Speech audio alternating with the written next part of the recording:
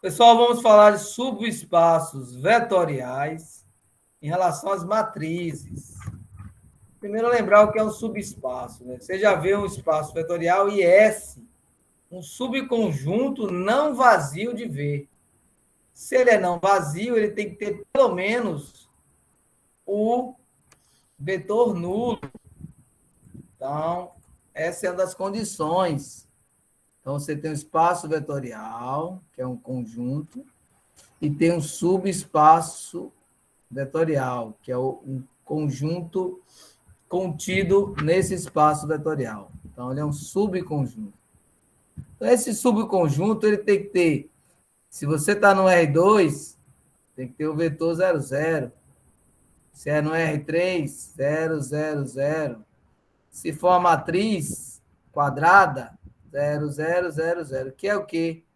O não vazio. Ele não pode ser vazio. Ele tem que ter, no mínimo, a solução trivial. Além disso, ele precisa ter adição e multiplicação. Né? Exatamente esse teorema que nós vamos falar. Né? Ele precisa ter a adição, U mais V, e V e a multiplicação por um escalar. Então, essas são as condições que a gente vai verificar aqui. Então, aqui nesse espaço pequeno aqui, eu coloco ó, U mais V e tem que ter o alfa U. U mais V e alfa U. Tem que fazer parte desse subconjunto. Então, lembrando que o espaço vetorial já tem essas duas condições. Então, o subespaço também tem que ter. Aqui tem um exemplo de uma matriz 2 por 3, cujo espaço vetorial é dado por essa matriz representada algebricamente pelas letras do alfabeto. Então, a matriz 2 por 3. Essa aí seria o espaço vetorial. Ou seja, todas as matrizes 2 por 3 né, pertencem a esse espaço vetorial, sendo que esses números aqui, né, as letras, elas são números reais. Então, essa é a definição do espaço vetorial. Agora, vamos definir um subespaço nesse espaço. Então, seria S contido em V, dado por quem? AB, 0, e na segunda linha, 0 é F. Então, será que esse subespaço ele faz parte de V mesmo? Ele é um subespaço vetorial de V? Então, para verificar isso, para mostrar isso, nós vamos fazer exatamente três cálculos, né? Verificar o elemento zero e aquelas duas operações. Então, para verificar o zero, é claro que a gente verifica que A, B, E e F podem ser zero. Elas não são constantes. Elas são números pertencentes a R. Então, eu posso atribuir a eles valores zero. Então, a solução trivial existe. Então, esse é não vazio. Então, a gente pode afirmar isso sem receio nenhum. Agora, vamos ver se a gente consegue fazer a soma, né?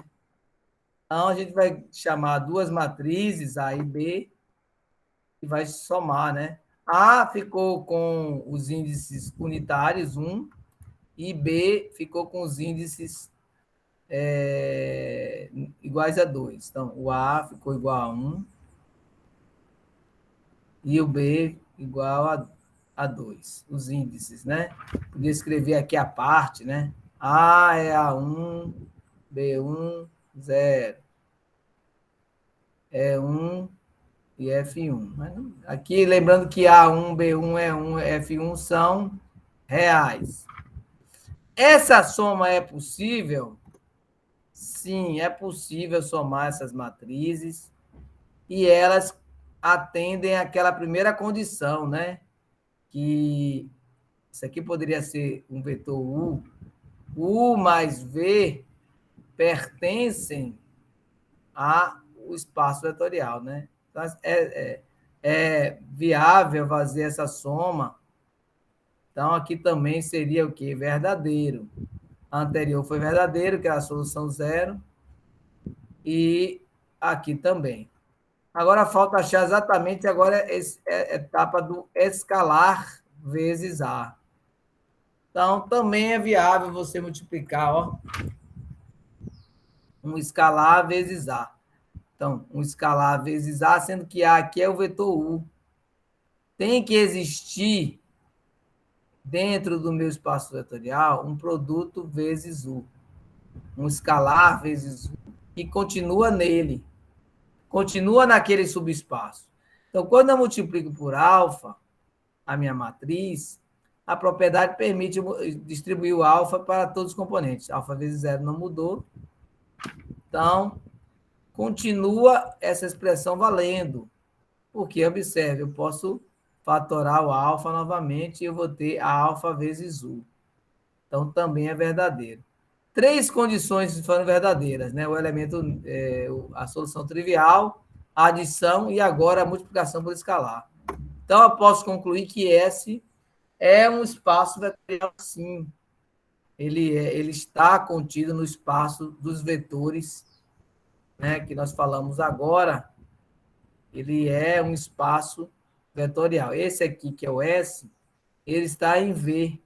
Lembrando que V é só esses termos que temos aqui, ó, A, B, C, D, E, F, com A, B, C, D, E e F pertencente aos reais. Então, esse é o espaço vetorial. Observe que o espaço vetorial é maior que o subespaço. No subespaço, você tem esses zeros aqui, que, ou melhor dizendo, aqui em cima, ó, os zeros, então, fixos. Se eu tivesse aqui uma constante, né, poderia, ou um número complexo, não atenderia a essa condição dos números em R. Essa questão aqui, para a gente caminhar, é verificar, ou provar que o conjunto W é um subespaço de R2. Então, se eu estou pedindo para provar, eu já estou dizendo que é. Então, a gente vai verificar aqueles três passos, né? Os três passos são o elemento neutro, vamos começar aqui com o elemento neutro. Será que nesse subespaço, observe que V os reais, né, no plano, R2 é o plano, né? Será que esse conjunto aqui é realmente um subespaço? A gente, analisando rapidamente, a gente vê que é possível ter 0, 0, 0, que é a solução trivial. Já que aqui nós temos 0, 0, então a gente pode chamar A e B de 0. Então, aqui a gente vai ter 0, 0, 0, 0. Então, a gente vai ter, né, o vetor 0, 0, 0, que pertence ao R2. Pertence, no caso, a W. Então, lembrando aqui que essa é a primeira condição. Se não tiver uma solução trivial, né, nós não temos um subespaço. Na verdade, não temos nem um espaço vetorial ali naquela condição. A segunda parte é chamar dois vetores de U e V, né? Na verdade, os vetores aqui estão representados como matrizes. Então, tem aqui A1, B1, 0, 0, né? E o vetor V, é só mudar o índice, né? 0, 0. Será que cabe o U mais V? Vamos ver agora. Então, olhando assim rapidamente, a gente verifica que essa condição aqui é viável, sim. Você consegue fazer a soma, né? Cada um com seu cada um e resolver 0, 0 no denominador. Isso aqui permite a gente dizer, né? Lembrando que A1, B1, A2, B2 pertence aos reais, a gente percebe que U mais V, a gente mostra aqui que U mais V também pertence aos reais. Não aparece aqui alguma dificuldade para a gente resolver. Então, só vai faltar um teste, que é o teste da multiplicação por escalar.